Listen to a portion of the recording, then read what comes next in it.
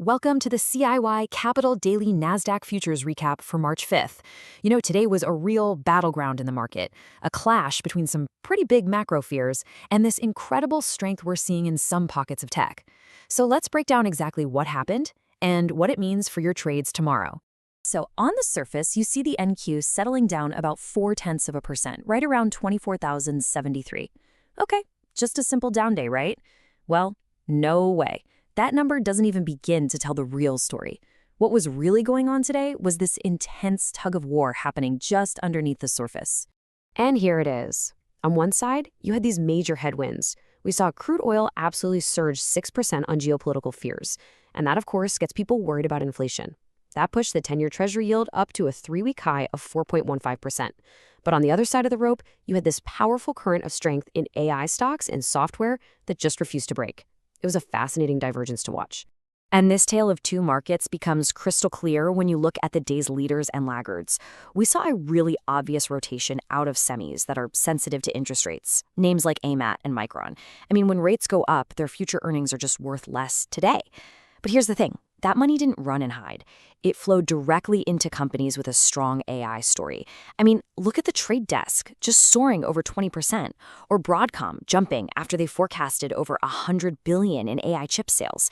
This tells you the market isn't bearish on tech, it's just getting extremely selective about where it puts its money.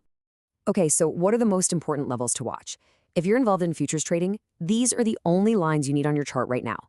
Resistance is sitting up at 25,250. That was last Thursday's high. If we can break above that, it might signal that the AI strength is winning the war. But support is down at 24,352, which was Tuesday's low. If we break below that, it could mean those macro fears are finally taking over. This 5-day range, that's the battlefield. And when we look at the correlated markets, the pressure is really clear. You've got crude oil and the 10-year yield both pushing higher. Now, that combination is basically a flashing yellow light for risk. It puts direct pressure on the valuations of all those high-growth tech stocks. This is the main headwind that all traders need to be respecting right now, for sure. So, how could a trader have played a day like this? Well, one potential setup would be to capitalize on that software strength we saw. You'd look for an entry on a pullback to a key support level. This whole approach is about having a clear process, a defined entry, a defined stop loss for solid risk management, and a clear target. It's about treating with a plan, not just gambling. This is a core principle we focus on here at CIY Capital. So, heading into the next session, what's the one thing you need to be watching? It's all about the 10-year yield. As Ron Rose has been emphasizing, this is the key. If yields keep pushing higher, you should expect more pressure on the Nasdaq. But if we see those yields pull back, those strong AI and software names that held up so well today, well, they're probably going to be the first ones to lead a really powerful bounce. Navigating a tricky market with all these crosscurrents can be a real challenge.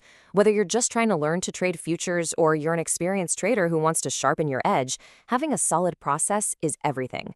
At CIY Capital, Ron Rose provides one-on-one coaching to help you build a trading plan that's personalized for you.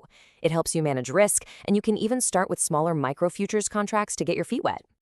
And that's our breakdown for today. Now remember, this is for educational purposes only and not financial advice. If you're looking to build a consistent trading process with the help of a trading coach, you can find a lot more information over at CIYcapital.com. For daily NQ analysis, be sure to follow @RonRoseTrading. We'll see you tomorrow.